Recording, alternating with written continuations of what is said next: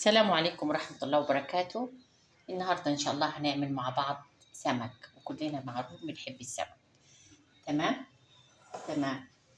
إيه المكونات بتاعتنا؟ أي ركزي كده عليها دي. معانا طبعا، معانا سمك 2 كيلو من السمك بأي حجم انت تحبيه.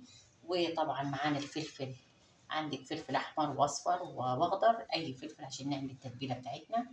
والتومة طبعا بتاعتنا، والتوابل برضو بتاعتنا. عبارة عن إيه بحطها؟ كزبرة وشوية من الكمون وشوية من البابريكا، مع شوية صغيرة من القرفة وشوية من الملح وشوية من الجنزبيل. تمام تمام. طبعا انا بعمل ايه، بجيب الكبه بتاعتي عشان افرم فيها الفلفل ده. وهتقولي كده طب انت عايزه القوطه في ايه؟ اقول لك انا عايزه القوطه في بعد ما بحمر السمك، بعمل لها الخلطه بتاعتها. تمام. نقطع كده الفلفل عشان نفرمه. بسم الله الرحمن الرحيم. صلى على نبينا محمد عليه افضل الصلاه والسلام. وبعدين بنضيف طبعا كل التوابل مع الخلطه بتاعتنا دي. والليمون ما تنسيش، اهم حاجه معانا الليمون.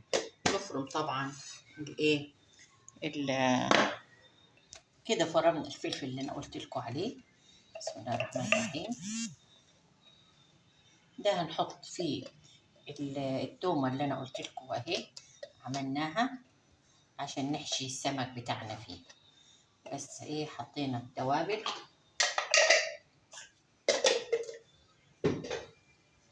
برضو اللي احنا قلنا عليه. ادي الكزبره، وادي القرفه، وادي الكمون، وادي البابريكا، وشويه من الملح. بسم الله الرحمن الرحيم. نخلطها كويس كده.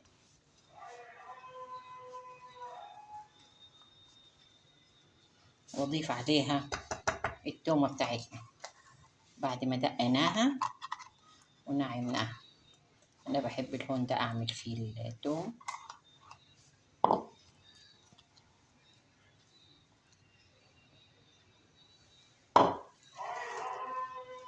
نخلط كده. وبعد كده الليمونه اللي احنا جايبينها دي اقطعها ونحطها عليها عشان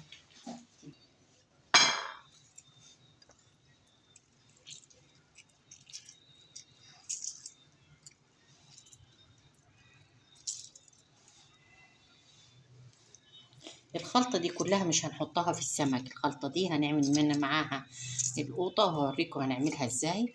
بتبقى طعمها حلو جدا مع السمك.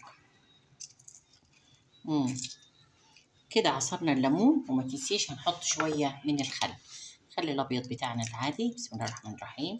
الطريقة دي اهو، ونقلبه كويس. تمام كده. حطينا الخلطة اللي كلنا بنعملها. أنا عارفاكم طبعا بتعملوها أحسن وأحسن، بس أنا بحب أشارككم الطريقة أنا بعملها أنا بتاعتي إزاي يعني. بسم الله الرحمن الرحيم. بنحشي طبعا السمك. بعد ما حشينا السمك بالطريقة دي، أنا بمسك ده عشان برضو تتبل كويس. بحب أقطعها كده الطريقة دي عشان إيه، تحط لها الحيقان بتاعها، بتبقى طعمه حلو جدا.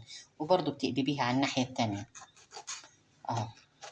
وايه، بيدي شكل برضو لما بتيجي تقليه، بيدي شكل حلو جدا في القلب اهو.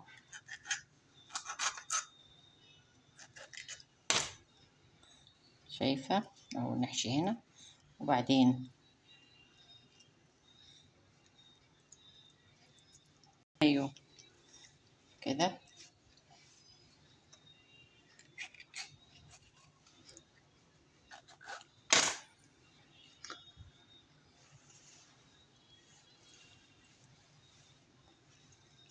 كده اهو. وبرضو نفس الحكاية، نقطعها كده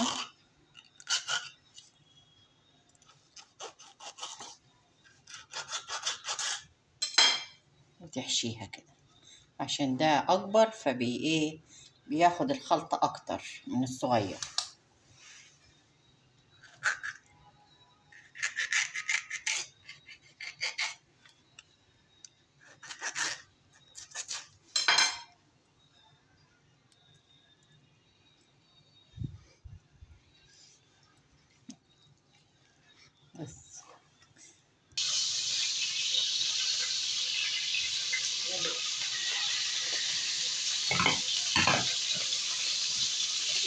بتاعنا، وده زيت لباقي الخلطة اللي احنا قلنا عليها. بسم الله الرحمن الرحيم.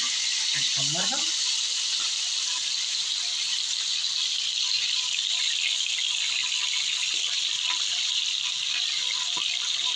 هي بتطلع كده حلوة جدا بيها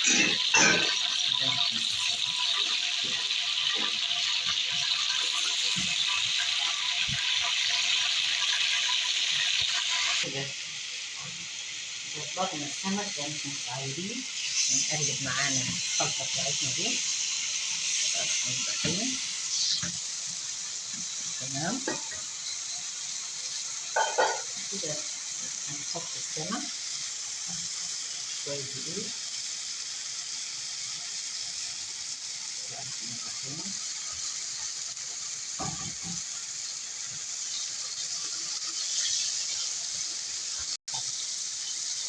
تمام.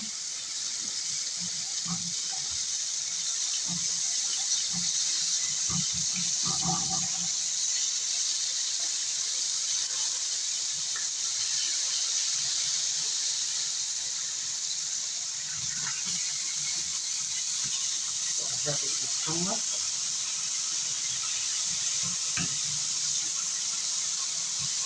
ريحتها حلوة مع الفلفل اللي احنا مفرمينه معاها.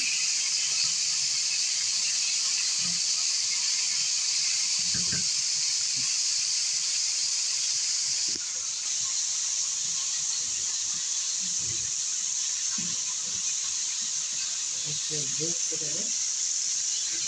الليمون مع الخل عطينا طعم حلو جدا جدا.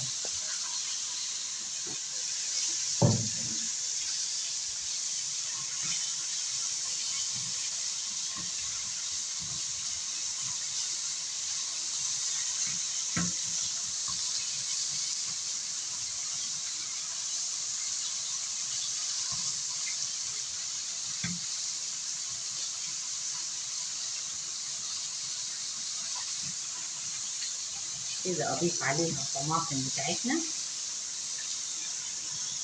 خلطة، وكده هنضيف عليها معلقتين القوطة اللي احنا عصرينها اللي احنا قلنا عليها. بسم الله الرحمن الرحيم.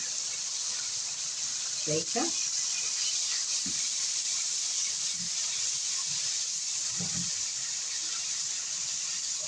وعليها تحط معلقة من الخل. حطينا خل قبل كده بس هنحط ايه شوية خل تاني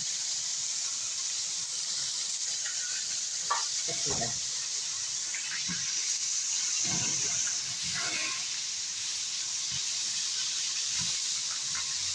نوطي العين شوية عشان ايه تتسبك شوية. نشوف السمك بتاعنا لما نعمله كده.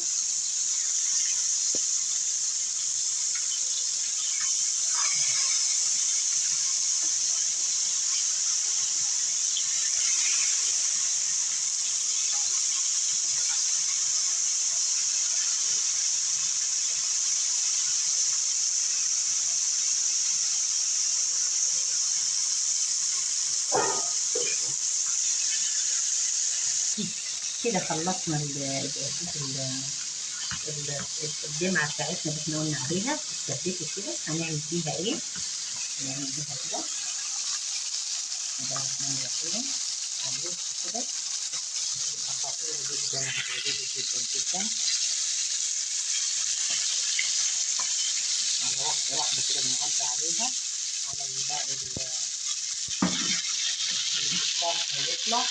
وبعد كده هنجيب شوية من البقدونس بتاعنا. بسم الله الرحمن الرحيم. بالطريقة دي هنطلع كده باقي السمك بتاعنا.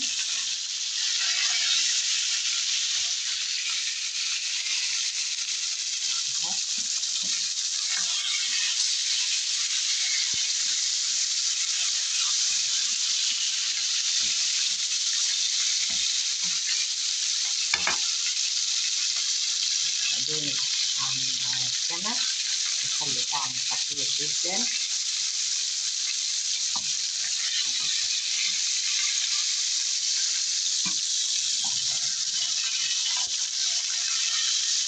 برضه نفس الحكاية بنحط تكملة الصلصة بتاعتنا اهو.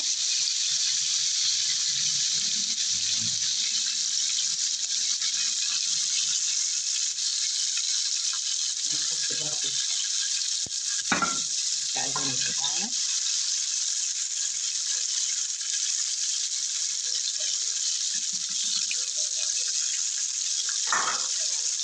تمام. السمك كمان برضه. الرحمن الرحيم. نطلع النبي يا جماعة الصلاة والسلام. ده السمك كده، نحط شوية من الزيت.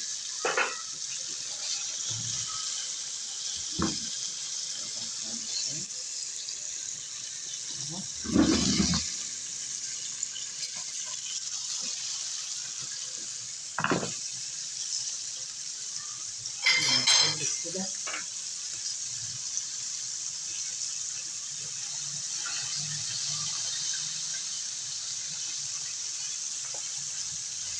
طعمه هيعجبك جدا جدا.